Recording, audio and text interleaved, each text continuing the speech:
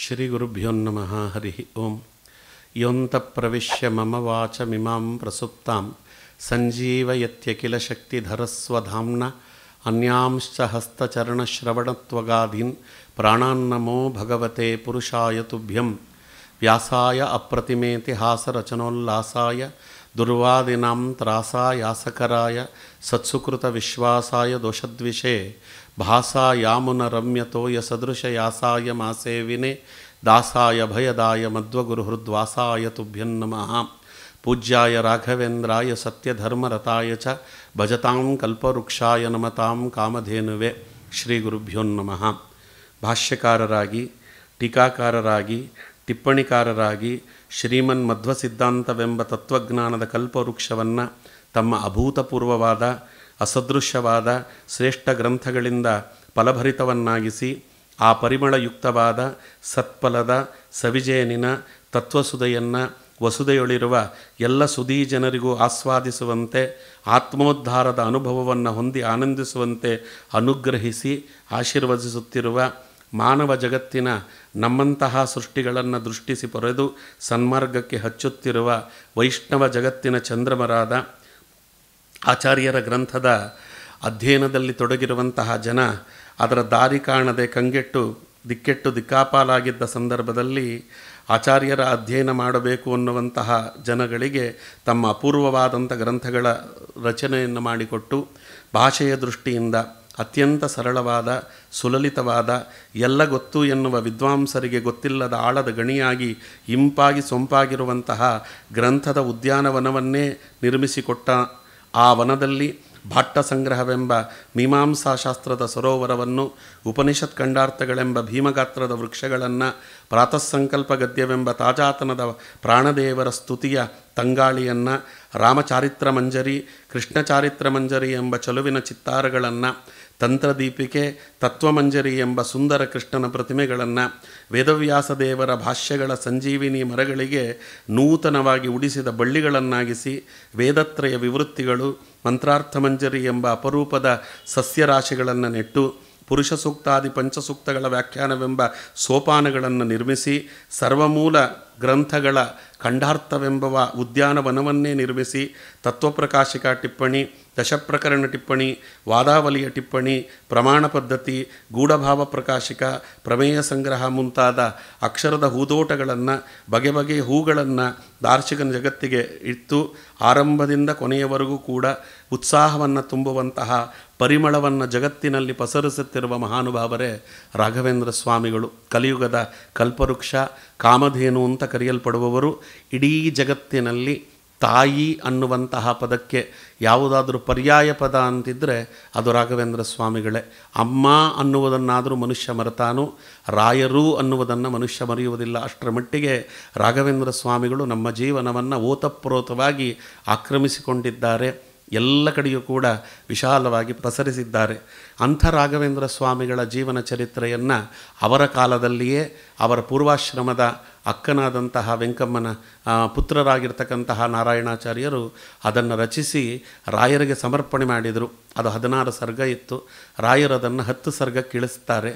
ಅದರಲ್ಲಿ 9ನೇ ಸರ್ಗದಲ್ಲಿ ರಾಘವೇಂದ್ರ ಸ್ವಾಮಿಗಳ ದಿನಚರಿಯನ್ನು ವರ್ಣಿಸಿದ್ದಾರೆ. ರಾಯರು ಬೆಳಗಿನಿಂದ ಅರುಣೋದಯದ ಕಾಲದಿಂದ ಹಿಡಿದು ತಾವು ಪವಡಿಸುವವರೆಗೆ ಏನೇನು ಮಾಡುತ್ತಿದ್ದರು ರಾಘವೇಂದ್ರ ಸ್ವಾಮಿಗಳು, ಅವರ ದಿನಚರಿ ಹೇಗಿತ್ತು ಅನ್ನುವುದನ್ನು ವಿಸ್ತಾರವಾಗಿ ಅಪರೂಪವಾಗಿ ಅದನ್ನು ಚಿತ್ರಿಸಿ ಕೊಡ್ತಾರೆ ನಾರಾಯಣಾಚಾರ್ಯರು. ರಾಯರ ದಿನಚರಿ ಅರುಣೋದಯದಿಂದ ಪ್ರಾರಂಭವಾಗುತ್ತಿತ್ತು ಅಂತ. ರಾಯರು ಅವರೆಲ್ಲ ನಿದ್ರೆ ಮಾಡಿದಂತೆ ಮಾಡುತ್ತಾರೆ. ಅವರೆಲ್ಲ ಭಗವಂತನ ಧ್ಯಾನದಲ್ಲಿ ಮುಳುಗಿರುವವರು. ಅಂದರೆ ಲೋಕದ ದೃಷ್ಟಿಯಿಂದ ನರಾವತಾರೆ ನರವತ್ ಪ್ರವೃತ್ತಿ ಅಂತ ಹೇಳಿದಾಗೆ ಮನುಷ್ಯರಾಗಿ ಅವತಾರ ಮಾಡಿದಾಗ ಮನುಷ್ಯರು ಹೇಗೆ ಪ್ರವೃತ್ತಿ ಮಾಡ್ತಾರೋ ಅದರಂತೆ ನೀವು ಪ್ರವೃತ್ತಿ ಮಾಡಬೇಕು ಅನ್ನುವುದು ಭಗವಂತನ ಆಜ್ಞೆ. ಹಾಗಾಗಿ ಅವರು ಮಲಗಿದವರಂತಿರುತ್ತಿದ್ದರು. ಆವಾಗ ಬಂದು ವಂದಿಮಾಗದರು ಅವರನ್ನು ಎಚ್ಚರಿಸ್ತಿದ್ರಂತೆ. ಮಂಗಲಾನಿ ಕುರು ಪದ್ಮ ಸೋದರೈ ಸಂಯಮೀಂದ್ರ ಜಗದಾದೃಗಂಚಲೈ ಪಶ್ಯ ದೃಶ್ಯ ವಿಭವಂ ದಿನಾಗಮಂ ದಿಕ್ಷು ದಿಕ್ಷು ಮುಖರೀಕೃತಾಗಮಂ. ಎಲ್ಲವೂ ಮುನಿಶ್ರೇಷ್ಠರಾದಂತಹ ರಾಘವೇಂದ್ರರೇ, ಮಂಗಳವನ್ನು ಮಾಡಿ ಕಮಲದಂತಿರುವ ಪೂರ್ಣದಂತಹ ನಿಮ್ಮ ಕಣ್ಣೋಟವನ್ನು ಇಡೀ ಲೋಕವನ್ನು ನೋಡಿ ಅದರಿಂದ ಲೋಕಕ್ಕೆ ಮಂಗಳವನ್ನುಂಟು ಮಾಡಿ ಯೋಗ್ಯವಾದ ವೈಭವವುಳ್ಳಂಥ ದಿಕ್ಕುಗಳು ಕೂಡ ನಿಮ್ಮ ಕಣ್ಣೋಟದ ಬೆಳಕಿನಿಂದ ಅವೆಲ್ಲವೂ ಬೆಳಗಲಿ. ಎಲ್ಲ ದಿಕ್ಕುಗಳಲ್ಲಿಯೂ ಕೂಡ ನಿಮ್ಮ ವದನಾರವಿಂದದಿಂದ ಹೊರಹೊಮ್ಮುವಂತಹ ವೇದಘೋಷಗಳು ಪ್ರಭಾತ ಕಾಲವನ್ನು ಮೊಳಗಿಸಲಿ ಅನ್ನುವಂಥ ಪ್ರಾರ್ಥನೆಯನ್ನು ಮಾಡುತ್ತಿದ್ದರು. ರಾಯರು ಆ ಪ್ರಾರ್ಥನೆಯನ್ನು ತಾವು ಕೇಳಿದವರಾಗಿ ಅಲ್ಲಿಂದ ಎದ್ದವರಂತೆ ತಾವು ಕೂಡುತ್ತಿದ್ದರಂತೆ. ಅದಾದ ಮೇಲೆ ಮೊದಲು ಅವರು ಮಾಡುತ್ತಿದ್ದದ್ದೇ ಭಗವಂತನಿಗೆ ನಮಸ್ಕಾರ. ಸ್ವಾಮಿ ನಾರಾಯಣನಿಗೆ ನಮಸ್ಕಾರ ಮಾಡುವುದರಿಂದ ಅವರ ದಿನಚರಿ ಪ್ರಾರಂಭವಾಗ್ತಿತ್ತು ಅಂತ ಇಲ್ಲಿ ವರ್ಣನೆ ಮಾಡ್ತಾರೆ. ಆನತೋ ಅಭವತನಂತಮಗ್ರತಃ ಸಂಯಮಿಂದು ಅವಲೋಕ್ಯ ಸಜ್ಜನಾನ್ ಆದರೇಣ ಸುಜನೈ ಸಮರ್ಪಿತಾ ಶ್ರೇಯಸೇ ಸತತಂ ಆಶಿಷೋ ಅಗ್ರಹೀತ್. ಯತಿಶ್ರೇಷ್ಠರಾಗಿರ್ತಕ್ಕಂಥ ರಾಘವೇಂದ್ರ ಸ್ವಾಮಿಗಳು ಮೊದಲು ತಮ್ಮ ಬಿಂಬಮೂರ್ತಿಯಾಗಿರ್ತಕ್ಕಂಥ ಭಗವಂತನಿಗೆ ನಮಸ್ಕಾರ ಮಾಡೋರಂತೆ. ಮಂಗಲಕ್ಕಾಗಿ ತನಗಿಂತ ಹಿರಿಯರಾದಂತಹ ಸೋತ್ತಮರಾದಂತಹ ಎಲ್ಲ ಯತಿಗಳಿಗೂ ಕೂಡ ನಮಸ್ಕಾರ ಮಾಡೋರು. ತಾರತಮ್ಯ ಪ್ರಕಾರವಾಗಿ ಸಜ್ಜನರು ಮಾಡುವಂತಹ ಆಶೀರ್ವಾದಗಳನ್ನು ತಾವು ಸ್ವೀಕಾರ ಮಾಡೋರು. ಎಲ್ಲರ ಹಾರೈಕೆಗಳನ್ನು ಕೂಡ ಭಕ್ತಿ ಭಾವದಿಂದ ವಿನೀತವಾಗಿ ಸ್ವೀಕಾರ ಮಾಡ್ತಿದ್ರಂತೆ. ಅಲ್ಲಿಂದ ಮುಂದೆ ಅವರು ತುಳಸಿ ವನಕ್ಕೆ ಬರುತ್ತಿದ್ದರು ಅಂತ ಇಲ್ಲಿ ದಾಖಲೆ ಮಾಡ್ತಾರೆ. ಸಪ್ರಣಮ್ಯ ತುಳಸಿ ವನಸ್ಥಿತಾಂ ಇಂದಿರಾಂ ತದನು ತತ್ಪದಾಶ್ರಿತಂ ವಾಯುನಂದನಂ ಅವಂದತ ಆದರಾತ್ ಇಂದಿರೇಶ ಕರುಣೈಕ ಮಂದಿರಂ. ಅವರಲ್ಲಿಂದ ತುಳಸಿ ವನಕ್ಕೆ ಬರೋರಂತೆ. ತುಳಸಿ ವನದಲ್ಲಿ ಸನ್ನಿಹಿತಳಾಗಿರುವಂಥ ಮಹಾಲಕ್ಷ್ಮೀ ದೇವಿಯನ್ನು ನಮಸ್ಕಾರ ಮಾಡ್ತಿದ್ದರು ಭಕ್ತಿಯಿಂದ.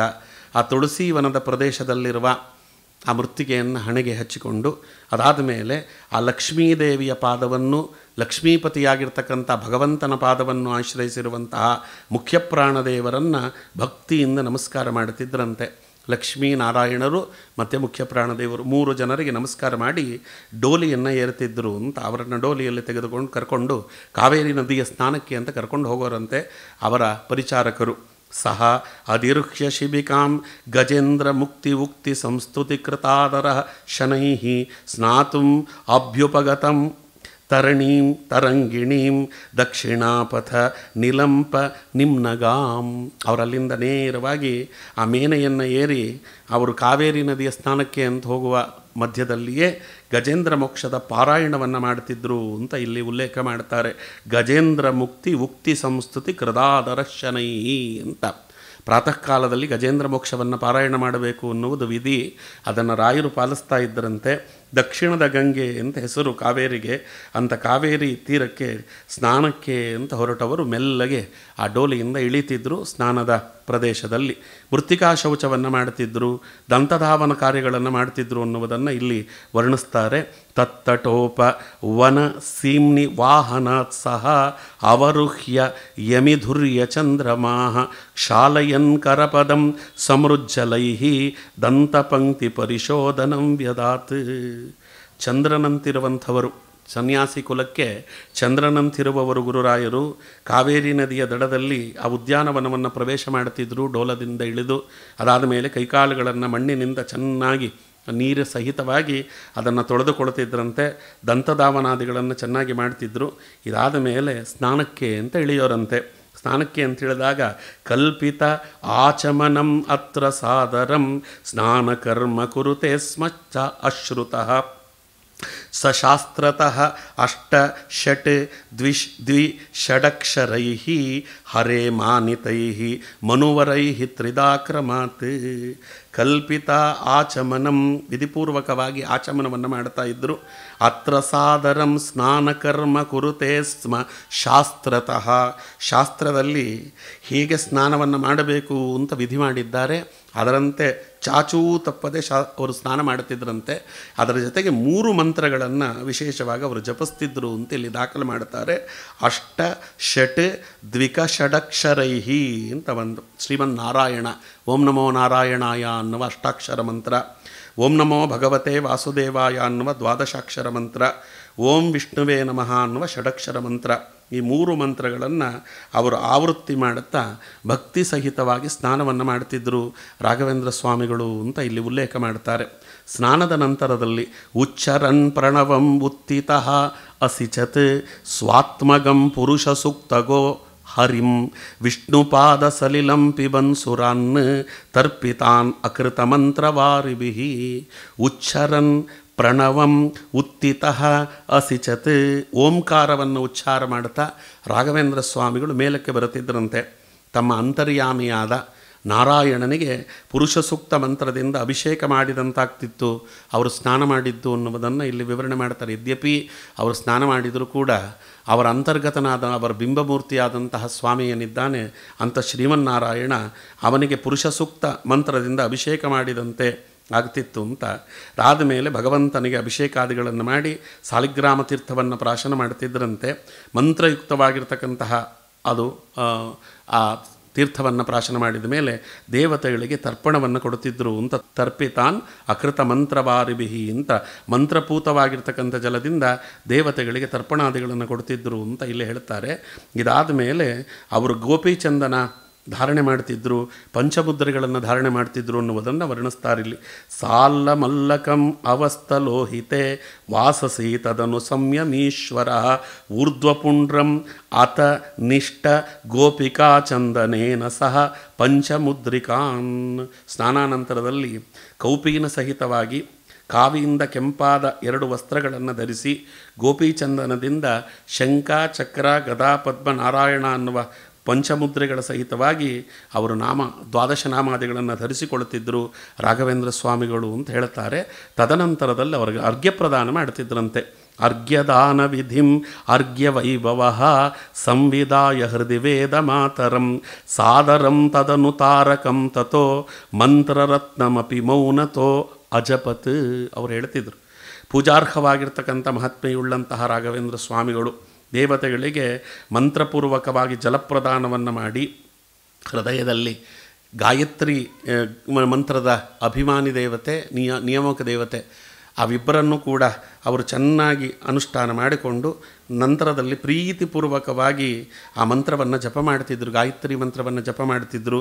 ಆಮೇಲೆ ಯತಿಗಳಿಗೆ ವಿಹಿತವಾಗಿರ್ತಕ್ಕಂಥ ಪ್ರಣವ ಮಂತ್ರ ಜಪವನ್ನು ಮೌನದಿಂದ ಜಪ ಮಾಡ್ತಿದ್ರಂತೆ.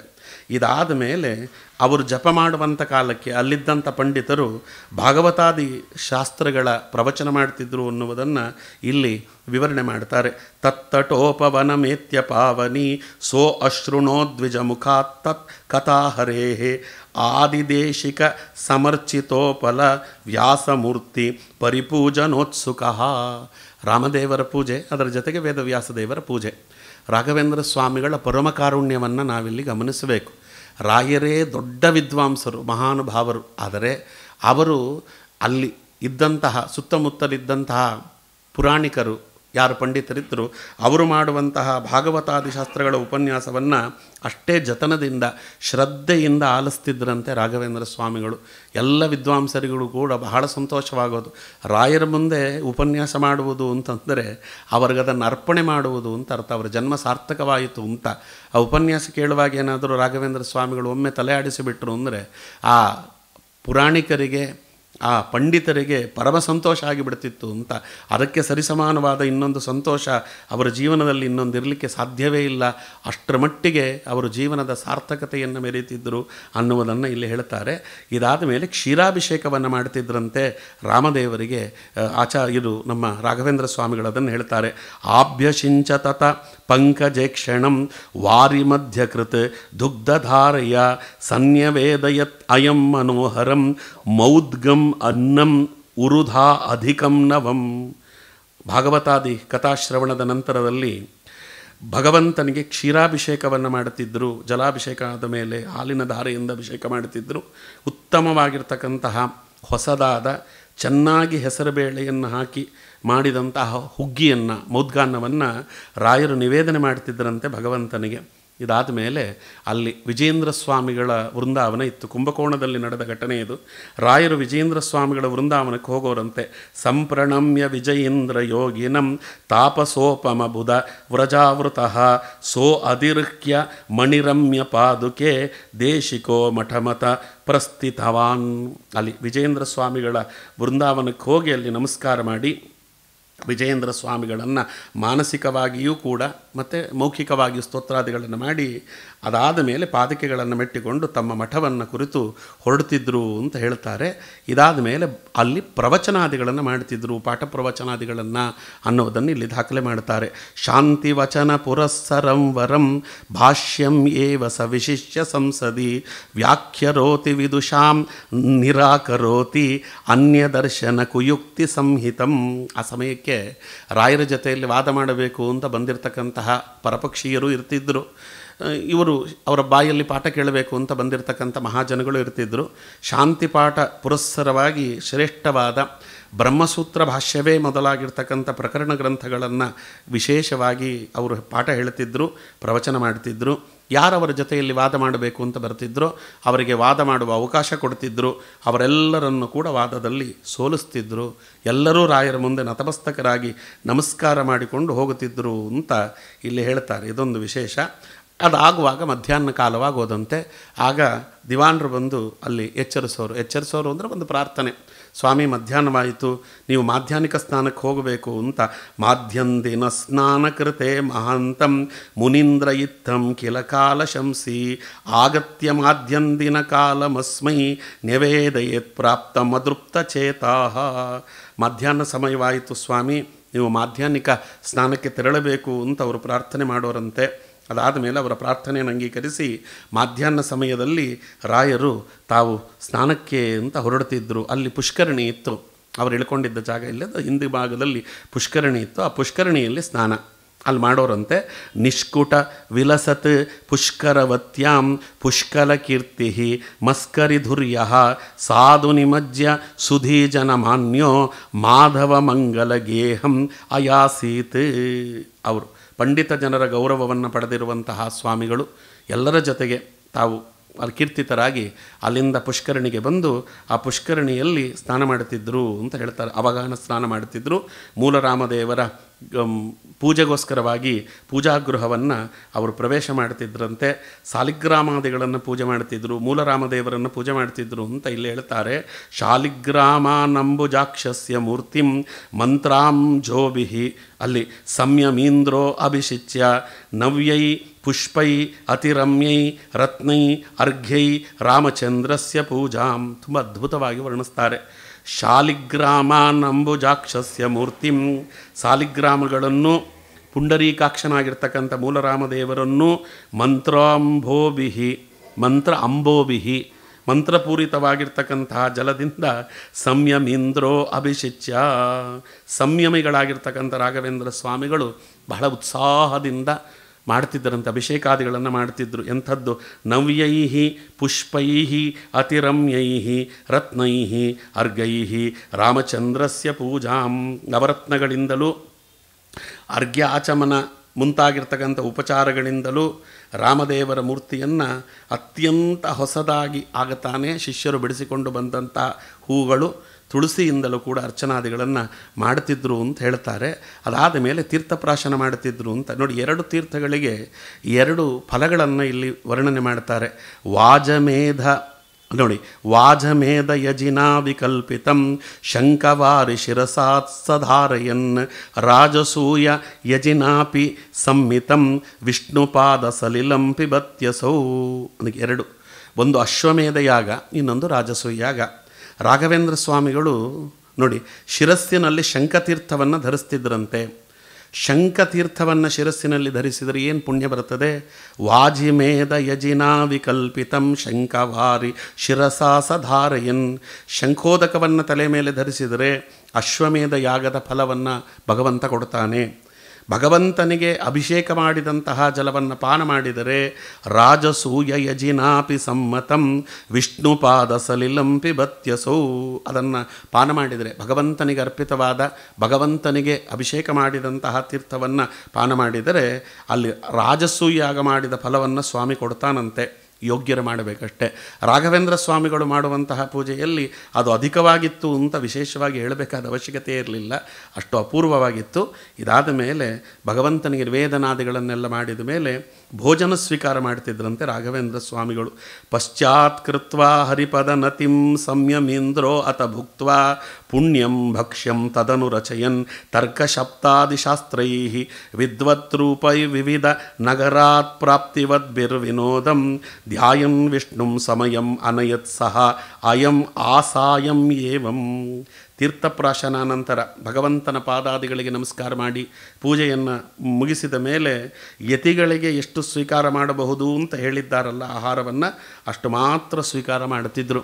ಸ್ವೀಕಾರ ಮಾಡಿ ಎಲ್ಲರ ಕಷ್ಟ ಸುಖಗಳನ್ನು ಕೇಳಲಿಕ್ಕೆ ಅಂತ ಕೂಡ್ತಿದ್ರಂತೆ.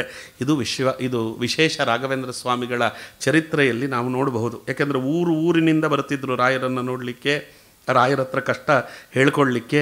ವಿವಿಧ ನಗರಾತ್ ಪ್ರಾಪ್ತವದ್ಭಿರ್ಹಿ ಅಂತ, ಪ್ರಾಪ್ತವದ್ಭಿಹಿ ಅದಕ್ಕೆ ಅವರಿಗೆ ವಿನೋದಂ, ಯಾರು ಬಂದರೂ ಮುಖವನ್ನು ಒಂದು ಚೂರು ಕೂಡ ಗೆರೆ ವ್ಯತ್ಯಾಸ ಮಾಡಿಕೊಳ್ಳುತ್ತಿರಲಿಲ್ಲ. ಪ್ರಸನ್ನ ವದನರಾಗಿರೋರು ರಾಘವೇಂದ್ರ ಸ್ವಾಮಿಗಳು. ಪ್ರತಿಯೊಬ್ಬರ ಕಷ್ಟವನ್ನು ಆಲಿಸೋರಂತೆ. ತಾಯಿಯಾದವಳು ಮಗುವಿನ ಕಷ್ಟ ಕೇಳೋ ಹಾಗೆ ಬಂದಂಥ ಪ್ರತಿಯೊಬ್ಬರ ಕಷ್ಟವನ್ನು ಕೇಳ್ತಿದ್ದರು. ಅವರೆಲ್ಲರಿಗೂ ಪರಿಹಾರವನ್ನು ಕೊಡುತ್ತಿದ್ದರು, ಮಂತ್ರಾಕ್ಷತೆ ಕೊಡ್ತಿದ್ದರು, ಎಲ್ಲರಿಗೂ ಕೂಡ ಸಮಾಧಾನದ ಮಾತುಗಳನ್ನು ಆಡ್ತಿದ್ದರು. ಬಂದವರಿಗೆ ರಾಯರ ದರ್ಶನ ಆಯಿತು ಅಂದರೆ ಅಲ್ಲಿಗೆ ಅವರಿಗೆ ಎಲ್ಲ ಸಮಸ್ಯೆಗಳು ಪರಿಹಾರ ಆಯಿತು ಅನ್ನುವಂತಹ ನಿಟ್ಟಿನಲ್ಲಿ ಅವರಿಗೆ ಆತ್ಮಸ್ಥೈರ್ಯ ಒಳಗಿನಿಂದ ತುಂಬಿ ಬರುತ್ತಿತ್ತು. ರಾಯರ ಅಪರೂಪವಾಗಿರ್ತಕ್ಕಂತಹ ಆ ದರ್ಶನ ಎಲ್ಲರ ಮನಸ್ಸನ್ನು ಹಿಗ್ಗಿ ಅವರು ಸಂತೃಪ್ತಿಯ ಭಾವನೆಯನ್ನು ಹೊಂದುವಂತೆ ಮಾಡುತ್ತಿತ್ತು ಅನ್ನುವುದನ್ನು ನಾವು ನೋಡ್ತೇವೆ. ಒಬ್ಬ ಯತಿಗಳಾಗಿರ್ತಕ್ಕಂಥವರು ಮಾಡಬೇಕಾಗಿರ್ತಕ್ಕಂಥ ಕೆಲಸ ಅದು. ಬಂದವರು ಏನು ಕಷ್ಟ ಹೇಳ್ತಾರೆ ಮೊದಲು ಅದನ್ನು ಕೇಳಬೇಕಲ್ಲ. ಅವರ ಕಷ್ಟಗಳೇನಿರ್ತದೆ, ಅವರ ಕಷ್ಟಗಳು ನಮಗೆ ತೀರ ಚಿಕ್ಕದಾಗಿ ಕಾಣಬಹುದು, ಆದರೆ ಆ ಕಷ್ಟಗಳು ಅವರಿಗೆ ಅತ್ಯಂತ ದೊಡ್ಡದಿರುತ್ತದೆ. ಆ ಕಷ್ಟಗಳನ್ನು ಪರಿಪೂರ್ಣವಾಗಿ ಇವರು ಕೇಳಿಬಿಟ್ರೆ ಸಾಕು, ಅವ್ರಿಗೆ ಅರ್ಥ ಪರಿಹಾರ ಒದಗಿದಂತಾಗ್ತದೆ. ಅದು ರಾಘವೇಂದ್ರ ಸ್ವಾಮಿಗಳ ಮುಂದೆ ಇವತ್ತಿಗೆ ಎಷ್ಟೊಂದು ಜನ ಬಂದು ತಮ್ಮ ಕಷ್ಟ ಸುಖಗಳನ್ನು ಹೇಳ್ಕೊಳ್ತಾರೆ. ಏನು ರಾಯರು ಪ್ರತ್ಯಕ್ಷವಾಗಿ ಎಲ್ಲರ ಕಣ್ಣಿಗೆ ಕಾಣುವಂತಿದ್ದಂತಹ ಕಾಲ ಅದು. ಹಾಗಾಗಿ ರಾಯರನ್ನು ನೋಡಲಿಕ್ಕೆ ಅಂತ ವಿವಿಧ ನಗರದಿಂದ ಸಾವಿರಾರು ಮೈಲಿಗಳಿಂದ ನಡ್ಕೊಂಡು ಬರ್ತಿದ್ರು ಜನ. ಕೆಲವರು ಗಾಡಿಗಳಲ್ಲಿ ಬರ್ತಿದ್ದರು. ಎಲ್ಲರದು ಒಂದೊಂದು ರೀತಿಯಲ್ಲಿ ಕಷ್ಟಗಳಿರ್ತಿತ್ತು. ಎಲ್ಲ ರಾಯರ ಬಳಿಯಲ್ಲಿ ಬಂದು ಹೇಳ್ಕೊಳ್ಳೋರಂತೆ. ರಾಯರು ಎಲ್ಲರಿಗೂ ಪರಿಹಾರ ಕೊಡೋರು. ಇದರ ಮಧ್ಯದಲ್ಲಿ ವಿದ್ವಾಂಸರು ಬರೋರು, ರಾಘವೇಂದ್ರ ಸ್ವಾಮಿಗಳ ಮುಂದೆ ತಾವು ಕಲಿತ ವಿದ್ಯೆಯನ್ನು ಒಪ್ಪಿಸೋರು. ಅದನ್ನೂ ರಾಯರು ಆಲಿಸ್ತಿದ್ರು. ಕೆಲವರು ಸಂಶಯಗಳನ್ನು ಇಟ್ಟುಕೊಂಡು ಬರೋರು.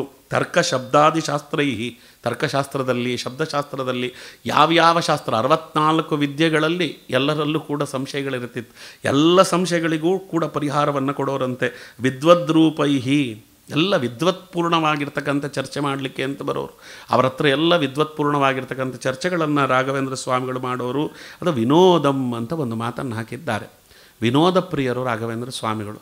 ಏನೇ ಪ್ರಶ್ನೆಗೆ ಉತ್ತರ ಕೊಟ್ಟರೂ ಕೂಡ ವಿನೋದವಾಗಿ ಉತ್ತರ ಕೊಡೋರಂತೆ. ಹಾಸ್ಯ ಪ್ರಜ್ಞೆ ಎನ್ನುವುದು ರಾಯರಲ್ಲಿ ತುಂಬಿ ತುಳುಕ್ತಿತ್ತು ಅನ್ನುವುದನ್ನು ನಾವು ನೋಡ್ತೇವೆ. ಯಾವುದಕ್ಕೂ ಕೂಡ ಒಂದು ಚೂರು ಬೇಜಾರು ಮಾಡಿಕೊಳ್ಳುವುದಾಗಲಿ, ಒಂದು ಕ್ಷಣಕಾಲವೂ ಕೂಡ ಅಯ್ಯೋ ಏನಪ್ಪ ಹಿಂಗೆ ಪ್ರಾಣ ತೆಗೀತಾರೆ ಬೆಳಗಿನಿಂದ ಸಾಯಂಕಾಲದವರೆಗೂ ಇವರು ಬಂದು ಅನ್ನುವ ಒಂದು ಮನೋಭಾವವಾಗಲಿ ಒಂದು ಕಿಂಚಿತ್ ಇರುತ್ತಿರಲಿಲ್ಲ. ಕೊನೇ ವ್ಯಕ್ತಿಯವರೆಗೂ ಕೂಡ ಅವರು ಯೋಗಕ್ಷೇಮವನ್ನು ವಿಚಾರಿಸ್ತಿದ್ರು ಅಂತ. ಇದ್ರ ಮಧ್ಯದಲ್ಲಿ ನೋಡಿ, ಹೊರಗಿನ ಮುಖ ಒಂದು ರಾಯರದು, ಒಳಗಿನ ಮುಖ ಒಂದಿದೆ. ಹೊರಗಿನ ಮುಖದಲ್ಲಿ ರಾಯರು ಎಲ್ಲರ ಕಷ್ಟ ಸುಖಗಳನ್ನು ಕೇಳೋರು, ಬಂದವರಿಗೆಲ್ಲ ಪರಿಹಾರವನ್ನು ಒದಗಿಸೋರು, ಅವರಿಗೆ ದರ್ಶನ ಕೊಡೋರು, ಮಂತ್ರಾಕ್ಷತೆ ಕೊಡೋರು, ಫಲವನ್ನು ಕೊಡೋರು. ಅದರ ಒಳಗೆ ಮಾತ್ರ ಧ್ಯಾಯನ್ ವಿಷ್ಣುಂ ಸಮಯಂ ಆನಯತ್ ಸಹ ಅಯಂ ಆಸಾಯಂ ಏವಿ. ಅವರು ಏಹಿ ರಾಘವೇಂದ್ರ ಸ್ವಾಮಿಗಳು ಮಾನಸಿಕವಾಗಿ ಭಗವಂತನನ್ನು ಸ್ತೋತ್ರ ಮಾಡ್ತಾ ಕೂಡೋರಂತೆ. ಒಳಗಿನಿಂದ ನಿರಂತರವಾಗಿ ಭಗವಂತನ ಸ್ತೋತ್ರ ನಡೆಯುತ್ತಿತ್ತು. ಇದು ಸಾಯಂಕಾಲ ಆಗಿಬಿಡ್ತಿತ್ತು ಇಷ್ಟೊಳಗೆ ಅಂತ ಹೇಳ್ತಾರೆ.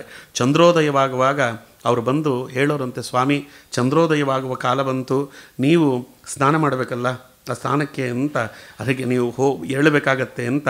ವಿಷ್ಟಪೆ ವಿದುರಜ ವಿವಿಧಾನೆ ಕ್ಷೀರಸಾಗರ ನಿಮಜ್ಜನ ಕೇಲಿಂ ಪಾಠಕರ್ಮ ಸಮಾಪ್ಯ ಸರಸ್ಯಾಂ ಮಂಕ್ತುಂ ಅಂತಹ ಉದಯಂತಂ ಯತೀಂದ್ರ.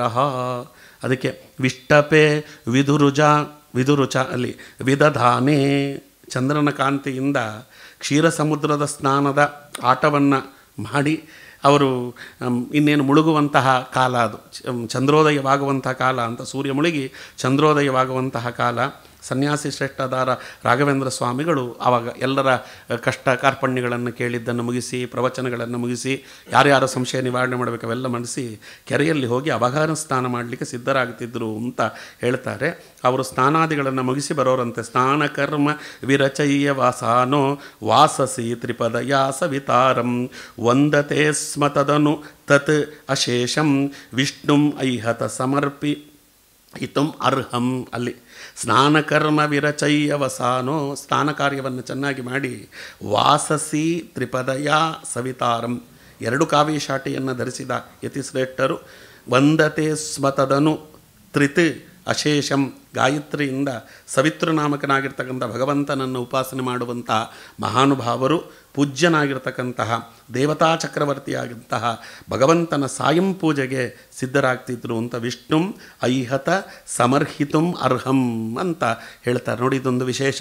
ರಾಘವೇಂದ್ರ ಸ್ವಾಮಿಗಳು ಹಾಡ್ತಿದ್ರಂತೆ, ವೀಣೆಯನ್ನು ಚೆನ್ನಾಗಿ ನುಡಿಸ್ಕೊಂಡ್ರು, ಹಾಡ್ತಿದ್ರು. ಅಪೂರ್ವವಾಗಿರ್ತಕ್ಕಂಥ ದಾಖಲೆ. ರಾಯರು ಎಷ್ಟು ಅದ್ಭುತವಾಗಿ ಹಾಡ್ತಾ ಇದ್ದರು. ಅವರ ಗಾನವನ್ನು ಕೇಳಲಿಕ್ಕೆ ಸಾವಿರಾರು ಜನ ಸೇರ್ತಿದ್ರು. ಏನು ಹಾಡ್ತಿದ್ರು ರಾಯರು? ಭಗವಂತನ ಗುಣಗಾನವನ್ನು ಮಾಡ್ತಿದ್ರು. ತಾವೇ ರಚಿಸಿದಂತಹ ಸ್ತೋತ್ರಗಳನ್ನು ಹಾಡ್ತಾ ಇದ್ದರು, ಹರಿದಾಸರ ಪದಗಳನ್ನು ಹಾಡ್ತಾ ಇದ್ದರು ಅಂತ ಆರತಿ ಮಾಡೋರಂತೆ ರಾಯರು ಬಹಳ ಅದ್ಭುತವಾಗಿ. ಅರ್ಪಯನ್ ಭಗವತೆ ಸುಮಮಾಲ್ಯಂ ಪ್ರೀಣಯನ್ ಸ್ಮ ಪಯಸಾಚ ಫಲೇನ ಹೇಮಪಾತ್ರ ವಿಲಸತ್ ಘನಸಾರಂ ಆರ್ತಿಕೇನ ಕಲಯಂಸ್ತವ ಹೃಷ್ಯತ್. ಅಲ್ಲಿ ಹೇಳ್ತಾರೆ, ಸಮಗ್ರ ಷಡ್ಗುಣ್ಯೈಶ್ವರ್ಯ ಸಂಪನ್ನನಾದಂಥ ಮೂಲರಾಮದೇವರಿಗೆ ಹೂಮಾಲೆಯನ್ನು ಹಾಕೋರು. ಹಾಲು ಮತ್ತು ಹಣ್ಣು 2, ಹಾಲಿನಿಂದ ಹಣ್ಣಿನಿಂದ ನೈವೇದ್ಯವನ್ನು ಮಾಡೋರು. ಮತ್ತು ಬಂಗಾರದ ಪಾತ್ರೆಯಲ್ಲಿ ಅವರು ಕರ್ಪೂರದ ಆರತಿಯನ್ನು ಮಾಡೋರು. ರಾಘವೇಂದ್ರ ಸ್ವಾಮಿಗಳು ಭಗವಂತನಿಗೆ ಅದನ್ನು ಮಾಡುವಾಗ ಹಾಡನ್ನು ಹೇಳೋರು, ಭಗವಂತನ ಸ್ತೋತ್ರಾದಿಗಳನ್ನು ಮಾಡೋರು ಅಂತ ದಶಾವತಾರ ಸ್ತೋತ್ರ ಮಾಡ್ತಿದ್ರಂತ. ಅದೊಂದು ಸ್ತೋತ್ರವನ್ನು ಇಲ್ಲಿ ಅದ್ಭುತವಾಗಿ ಹೇಳ್ತಾರೆ. ಅದರ ಕೃಷ್ಣಾವತಾರದವರೆಗೆ, ಮತ್ಸ್ಯಾವತಾರದಿಂದ ಪ್ರಾರಂಭ ಮಾಡಿ ಕೃಷ್ಣಾವತಾರದವರೆಗೆ ಇದನ್ನು ಹೇಳ್ತಾರೆ. ಒಂದೊಂದೇ ಶ್ಲೋಕದಲ್ಲಿ ಒಂದೊಂದು ಅವತಾರವನ್ನು ರಾಘವೇಂದ್ರ ಸ್ವಾಮಿಗಳು ವರ್ಣಿಸಿದ್ದನ್ನು ಇಲ್ಲಿ ದಾಖಲೆ ಮಾಡ್ತಾರೆ. ಮಂತ್ರಪುಷ್ಪ ಮಧಿಮೌಲಿ ದಧಾನೋ ಯಂತ್ರಿತ ಅನ್ಯ ವಿಷಯೋ ರಘುನೇತು ಸಾದರಂ ದರ ನಿಮೀಲಿತ ನೇತ್ರ ಸ್ತೋತುಮಾರಭತ ಸಂಯಮಿಧುರ್ಯ. ಶಿರಸ್ಸಿನ ಮೇಲೆ ಭಗವಂತನ ನಿರ್ಮಾಲ್ಯವನ್ನು ತರಿಸಿ, ಮಂತ್ರಸಹಿತವಾದ ಪುಷ್ಪಾಂಜಲಿಯನ್ನು ಧರಿಸಿ, ಅವರು ಎಲ್ಲ ವಿಷಯಗಳ ಆಲೋಚನೆಯಲ್ಲಿದ್ದವರಿಗೂ ಆ ವಿಷಯಗಳ ಆಲೋಚನೆ ಮರೆಯುವಂತೆ ಮಾಡಿ, ಅವರು ತನ್ನ ಕಣ್ಣುಗಳನ್ನು ಭಕ್ತಿಯಿಂದ ಮುಚ್ಚಿ ಅವರು ರಘುವಂಶ ಶ್ರೇಷ್ಠನಾಗಿರ್ತಕ್ಕಂಥ ಮೂಲರಾಮದೇವರನ್ನು ಸ್ತೋತ್ರ ಮಾಡಲಿಕ್ಕೆ ಪ್ರಾರಂಭ ಮಾಡ್ತಿದ್ರು ಅಂತ. ಮೊದಲು ಮತ್ಸ್ಯಾವತಾರವನ್ನು ಹಾಡ್ತಿದ್ರಂತೆ ರಾಯರು. ವೇದ ಸಿದ್ಧಿಮಣುತೋಪಿ ಅಣುಭಾವಂ ಮೋದದಾಯಿ ಮಹತೋಪಿ ಮಹತ್ವಂ ಬಿಭ್ರತಂ ಪ್ರಥಯಿತುಂ ಮನವೇ ತ್ವಾಂ ಮೀನತಾಂ ಶರಣಯಾಮಿ ಭವಂತಂ. ಒಂದು ವೇದದಲ್ಲಿ ಭಗವಂತನನ್ನು ಕುರಿತು ಒಂದು ಸ್ತೋತ್ರ ಮಾಡುವಾಗ ಅಣೋರಣೀಯಾನ್ ಮಹತೋ ಮಹೀಯಾನ್ ಆತ್ಮ ಗುಹಾಯಂ ನಿಹಿತೋಸ್ಯ ಜಂತೋ ತಮಕೃತಂ ಪಶ್ಯತಿ ವೀತಶೋಕೋ ಧಾತು ಪ್ರಸಾದಾನ್ ಮಹಿಮಾನಮೀಶಃ ಅಂತಿದೆ ಅಲ್ಲಿ, ಅಥವಾ ಮಹಿಮಾನಮೀಶಂ. ಅಲ್ಲಿ ಭಗವಂತ ಅಣುವಿನಲ್ಲಿ ಅಣುವಾಗಿ ಮಹತ್ತರದಲ್ಲಿ ಮಹತ್ತಾಗಿದ್ದಾನೆ ಅಂತ. ಇದಕ್ಕೆ ದೃಷ್ಟಾಂತ ಅಂದರೆ ಮತ್ಸ್ಯಾವತಾರ ಅಂತ ರಾಘವೇಂದ್ರ ಸ್ವಾಮಿಗಳು ಹೇಳೋರಂತೆ. ಅದಕ್ಕೆ ಭಗವಂತ ಮತ್ಸ್ಯಾವತಾರದಲ್ಲಿ 2 ತೋರಿಸಿಬಿಟ್ಟ. ಅತ್ಯಂತ ಚಿಕ್ಕದಾದ ರೂಪವನ್ನು ತೋರಿಸಿದ, ಅತ್ಯಂತ ದೊಡ್ಡದಾದ ರೂಪವನ್ನು ತೋರಿಸಿಬಿಟ್ಟ ಸ್ವಾಮಿ. ಮೋದದಾಯಿ ಮಹತೋಪಿ ಮಹತ್ವಂ ವೇದಸಿದ್ಧಮಣುತೋಪಿ ಅಣುಭಾವಂ. ಚಿಕ್ಕದಾಗಿರ್ತಕ್ಕಂಥ ಮೀನಾಗಿ ಸತ್ಯವ್ರತ ರಾಜನ ಕೈಯಲ್ಲಿ ಪ್ರಕಟವಾದಂಥ ಸ್ವಾಮಿ ಅತ್ಯಂತ ದೊಡ್ಡದಾದ ಆಕಾರವನ್ನು ಧರಿಸಿ ಆ ಸತ್ಯವ್ರತ ರಾಜನಿಗೆ ಮತ್ಸ್ಯಪುರಾಣವನ್ನು ಉಪದೇಶ ಮಾಡಿದ ಸ್ವಾಮಿ ಇದನ್ನು ಹೇಳ್ತಾರೆ. ಆದ್ದರಿಂದ ಅಣೋರಣೀಯಾನ್ ಮಹತೋ ಮಹೀಯಾನ್ ಅಂತ ಏನು ವೇದ ಕೊಂಡಾಡ್ತದೆ ಭಗವಂತನನ್ನು, ಅದಕ್ಕೆ ದೃಷ್ಟಾಂತ ಈ ಮತ್ಸ್ಯಾವತಾರ ಅಂತ ಮತ್ಸ್ಯಾವತಾರವನ್ನು ಇಲ್ಲಿ ಕೊಂಡಾಡ್ತಾರೆ. ಆಮೇಲೆ ಕೂರ್ಮಾವತಾರ. ಆತ್ಮನೈವ ಕಮಟೇನ ವಿತನ್ವನ್ ಮಂದರೇಣ ಚ ಭವಾನ್ ಅರಣೀದ್ವೆ ಮಂತತೋ ಅಕೃತ ಹಾಲಾಹಲವಕ್ನಿಂ ಹೋತುಂ ಇಂದ್ರರಿಪುವೃಂದ ಹವಿಂಶಿ. ಇಲ್ಲೊಂದು ವಿಶೇಷ. ಕೂರ್ಮಾವತಾರದಲ್ಲಿ ಮಂದರ ಪರ್ವತವನ್ನು ಸ್ವಾಮಿ ತನ್ನ ಬೆನ್ನಿನ ಮೇಲೆ ಎತ್ತಿಡೋದನಲ್ಲ, ಮೊದಲು ಬಂದದ್ದು ವಿಷ. ಆ ವಿಷವನ್ನು ಅಯೋಗ್ಯರಿಗೆ ಅದನ್ನು ಕೊಟ್ಟ ಭಗವಂತ ಅಂತ ನಾವು ನೋಡಿದ್ದೇವೆ. ಕೂರ್ಮಾವತಾರದಲ್ಲಿ ವಿಷ ಹೇಗೆ ಪ್ರಕಟವಾಯಿತು ಅನ್ನುವುದಕ್ಕೆ ಇದೊಂದು ವಿಶೇಷ ಹೇಳ್ತಾರೆ. 2 ಅರಣಿಗಳು ಮಥನ ಮಾಡಿದಾಗ ಅಗ್ನಿ ಬರ್ತದಂತೆ. ಇಲ್ಲಿ ಭಗವಂತನ ಬೆನ್ನು ಅನ್ನುವುದೇ ಒಂದು ಅರಣಿ, ಮೇಲಿರುವಂಥ ಮಂದರ ಪರ್ವತ ಅನ್ನುವುದೇ ಒಂದು ಅರಳಿ. ಇವೆರಡ ಅರಣಿಯ ಮಥನ ಅನ್ನುವುದೇ ಇದು ಸಮುದ್ರದ ಮಥನ ಕಾರ್ಯ ಅಂತ ನಡೆದದ್ದು. ಅವೆರಡು ಮಥನವಾದಾಗ ಹಾಲಾಹಲ ವಿಷ ಅನ್ನುವ ಅಗ್ನಿಯನ್ನು ಭಗವಂತ ಮೊದಲು ನಿರ್ಮಿಸಿದ. ಅಗ್ನಿಯನ್ನು ಮೊದಲು ನಿರ್ಮಿಸಿ ಅಯೋಗ್ಯರ ನಾಶ ನೋಡಿ ಮೊದಲು ದುಷ್ಟ ಶಿಕ್ಷಣ, ಆಮೇಲೆ ಶಿಷ್ಟರಕ್ಷಣ ಅನ್ನುವುದು ಟೀಕಾಕೃತ್ಪಾದರು ಅದನ್ನು ನಿರೂಪಿತ ಮಾಡ್ತಾರೆ ಸುಧಾಗ್ರಂಥದಲ್ಲಿ. ಭಗವಂತನ ಮುಖ್ಯ ಕಾರ್ಯಗಳಲ್ಲಿ ದುಷ್ಟ ಶಿಕ್ಷಣ, ಶಿಷ್ಟರಕ್ಷಣ. ಜಾತಃ ಕಂಸ ವದಾರ್ಥಾಯ ಅಂತ ಕಂಸನನ್ನು ಕೊಲ್ಲುವುದು, ಆಮೇಲೆ ಕಂಸನ ಭೃತ್ಯರನ್ನು ಅಂದರೆ ಯಾರು ಯೋಗ್ಯರಾಗಿದ್ದಾರೆ ಅವರನ್ನು ಮೇಲೆತ್ತುವುದು ಅಂತ. ದುಷ್ಟ ಶಿಕ್ಷಣಕ್ಕಾಗಿ ಬಂದದ್ದೇ ವಿಷ. ಆ ವಿಷವನ್ನು ನಿರ್ಮಾಣ ಮಾಡಲಿಕ್ಕೆ ಭಗವಂತ ತನ್ನ ಬೆನ್ನನ್ನು ಒಂದು ಅರಣಿ ಕಟ್ಟಿಗೆಯಂತೆ ಮಾಡಿ, ಮಂದರ ವೃಕ್ಷವನ್ನೊಂದು ಅರಣಿ ಕಟ್ಟಿಗೆಯಂತೆ ಮಾಡಿ, ಅದೆರಡರ ಮಥನದಿಂದ ಅದು ಹಲಾಹಲ ಅನ್ನುವಂಥ ಅಗ್ನಿಯನ್ನು ನಿರ್ಮಾಣ ಮಾಡಿದ ಅಂತ ಕೂರ್ಮದೇವರಿಗೆ ನಮಸ್ಕಾರ ಅಂತ ಕೂರ್ಮಾವತಾರವನ್ನು ಮುಗಿಸ್ತಾರೆ. ಅದನ್ನು ವರಾಹಾವತಾರವನ್ನು ಹೇಳ್ತಾರೆ. ಸ್ವಾಮಿ ನಿನಗೊಂದು ಚಾಲೆಂಜು ಅಂತ, ನಿನಗೊಂದು ಸವಾಲು ಹಾಕ್ತೇನೆ ಅಂತ. ಆದಿಸೂಕರ ಧರಣೋದ್ಧರಣ ಅಂತೆ ಸಿಂಧು ಬಂದ ಜಠರಾತ್ ಶ್ರುತಿಗೀತಂ ಮಾದೃಶಂಭವ ಪಯೋಧಿಗತಾನಾಂ ರಕ್ಷಣೆ ಪರಿಚಯಂ ತದವೈ ಮಹಾ. ಇಲ್ಲೊಂದು ವಿಶೇಷ ಹೇಳ್ತಾರೆ ಸ್ವಾಮಿ, ಪ್ರಳಯೋದಕದಲ್ಲಿ ಮುಳುಗಿದ್ದಂತಹ ಆ ಭೂಮಿಯನ್ನು ನಿನ್ನ ಕೋರೆಹಲ್ಲಿನಿಂದ ಮೇಲೆತ್ತುಕೊಂಡು ಬಂದಿಯಲ್ಲೋ ಪ್ರಭು, ಅದೇನು ದೊಡ್ಡ ವಿಚಾರ ಅಲ್ಲ. ಅದೇನು ನಿನಗೇನು ಅದನ್ನು ದೊಡ್ಡ ವಿಚಾರ ಏನು? ಭೂಮಿಯನ್ನು ಕೋರೆಹಲ್ಲಿನಿಂದ ಎತ್ತುಕೊಂಡು ಬಂದೆ, ಅದೇನು ದೊಡ್ಡ ವಿಚಾರ? ನಿನಗೆ ನಿಜವಾಗಿಯೂ ಕೂಡ ಶಕ್ತಿ ಇದ್ದರೆ ನನ್ನದೊಂದು ಸವಾಲು ಏನು ಅಂದರೆ ಮಾದೃಶಂ ಭವ ಪಯೋಧಿಗತಾನಾಂ ರಕ್ಷಣೆ ಪರಿಚಯಂ ತದ ಅವೈಮಹ ಅಂತ. ತದವೈಮಹ ಅವರು ಹೇಳ್ತಾರೆ, ನಿನಗೆ ನಿಜವಾಗ್ಲೂ ಶಕ್ತಿ ಇಂತಿದ್ದರೆ ಹೆಂಗೆ ತೋರಿಸ್ಬೇಕು ಗೊತ್ತಾ?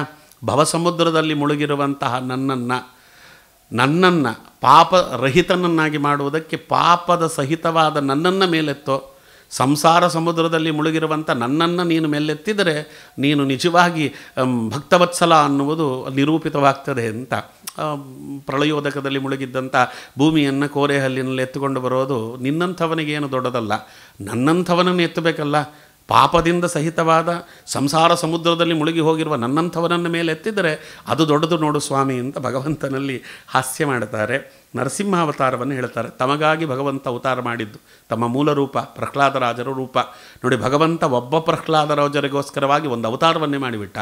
ಇನ್ಯಾವ ಅವತಾರದಲ್ಲೂ ಭಗವಂತ ಒಬ್ಬರಿಗೆ ಒಂದು ಅವತಾರ ಅಂತ ಮೀಸಲಿಟ್ಟಿದ್ದಿಲ್ಲ. ಪ್ರಹ್ಲಾದರಾಜರಿಗೊಬ್ಬರಿಗೋಸ್ಕರವಾಗಿ ಭಗವಂತ ನರಸಿಂಹಾವತಾರವನ್ನು ಮಾಡಿದ. ಅದಕ್ಕೆ ತಾವಕಂ ನರಹರೇ ಅತಿವಿರುದ್ಧಂ ವೇಷಧಾರಣಂ ಇದಂ ತನುತೇನಃ ಅತ್ಯಸಂಘಟಿತ ಕರ್ಮ ಚಕೃತ್ವ ಪಾಲಯೇ ಪ್ರಣತಂ ಇತಿ ಉಪದೇಶಂ ಅಂತ ರಾಯರು ಹೇಳ್ತಾರೆ. ಅತ್ಯಂತ ವಿರುದ್ಧವಾದಂತಹ ರೂಪ ಅದು.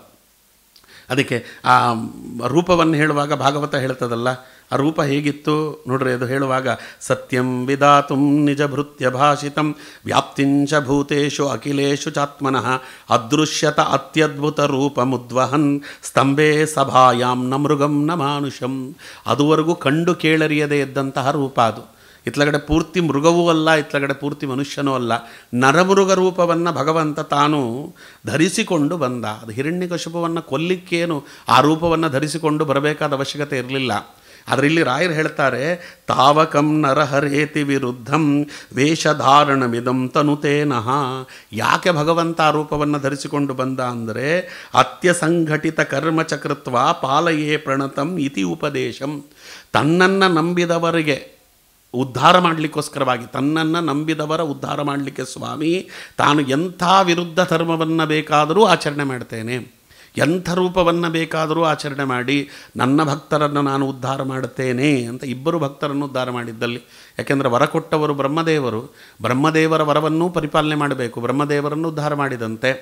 ಆಮೇಲೆ ಹಿರಣ್ಯಕಶಿಪುವಿನಿಂದ ಪೀಡಿತನಾದಂಥ ಪ್ರಹ್ಲಾದ, ಅವ ಒಬ್ಬ ಭಕ್ತ, ಅವನನ್ನು ಉದ್ಧಾರ ಮಾಡಬೇಕು. ಹಾಗಾಗಿ ನನ್ನ ಭಕ್ತರನ್ನು ಉದ್ಧಾರ ಮಾಡಲಿಕ್ಕೆ ನಾನು ಎಂಥ ರೂಪವನ್ನು ಬೇಕಾದರೂ ಧಾರಣೆ ಮಾಡುತ್ತೇನೆ ಅನ್ನುವಂತಹ ಮಾತನ್ನು ಭಗವಂತ ಇಲ್ಲಿ ಆಡಿ ಅದರ ಉಪದೇಶ ರೂಪವಾಗಿ ಅಂತಹ ಒಂದು ದಾಷ್ಟ್ಯವನ್ನು ತೋರಿ ಎಲ್ಲರಿಗೂ ಒಂದು ಬೆಂಬಲ ರೂಪವಾಗಿರ್ತಕ್ಕಂತಹ ಕಾರ್ಯವನ್ನು ಸ್ವಾಮಿ ಮಾಡಿದ. ಪ್ರತಿಯೊಬ್ಬರಿಗೂ ಕೂಡ ಅಭಯವನ್ನು ಸ್ವಾಮಿ ಕೊಟ್ಟ ಅಂತ ಇಲ್ಲಿ ಹೇಳುತ್ತಾರೆ.